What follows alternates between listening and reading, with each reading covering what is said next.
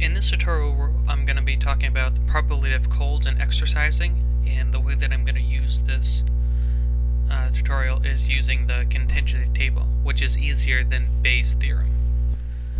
So the first thing that we're going to need to do is build a table that kind of relates colds on the top and then exercising on the side. So if I just do colds, and I'll just do no colds right here to keep it simple, and then exercise, and then no exercise. And both of them will have totals. Right. So I'm just going to put this in a little table with borders so that it's easier to see. So now that we kind of built this table a little bit, we need to put the numbers in this word problem into it. So 400 people had colds during the year, so that's going to be the total people with colds. 350 people who did not exercise had colds. So we're going to look at had colds and did not exercise. So that's going to be 350. And this is going to total down and across. So people who exercising and had colds is going to be 50 because 350 or 400 minus 350 is 50. And the remainder of the people with colds were involved in an exercise program, which is what we just did.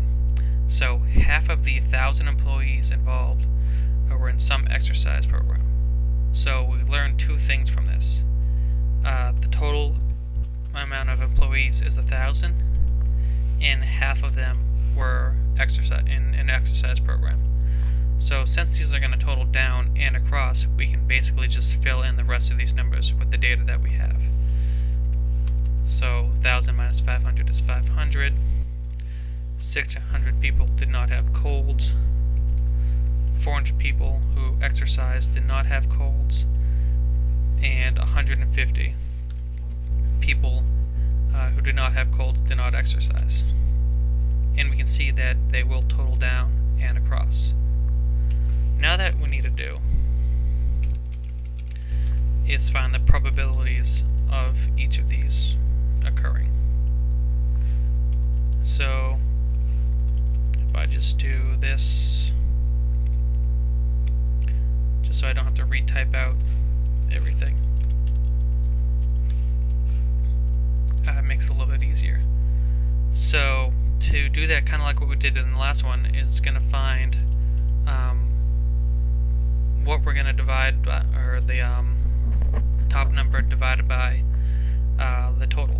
So if we're looking at colds and exercising divided by the total, and I hit F4 on Excel so that it will lock that cell so that we can drag it down and across. So we see that the probability is 5%. So I can just drag that down and across, and we see that the total in total is 1, and that's very important. If it's not, then we did something wrong calculating these probabilities. So now what we're going to do is just find these probabilities that they asked for. So what is the probability that the employee will have a cold next year? So that probability is just going to be the total for the cold. So if we want to know the probability that they did not have a cold, it would just be the total of the no cold. And same for exercising and non-exercising. If we want to know the probability that they were exercising, it would be 0.5, which is just the total of the exercising, and if they weren't exercising, it's just the total of the exercising.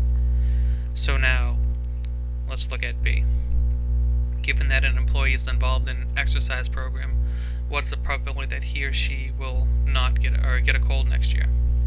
So that is just going to be where they intersect, so exercise and get a cold, and we're going to divide that by the total given, which is the exercise program. So the total exercise program.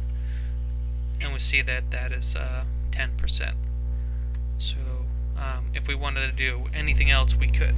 If we want to know the probability of not getting a cold, and given that they did not exercise, we would just do this cell divided by this cell.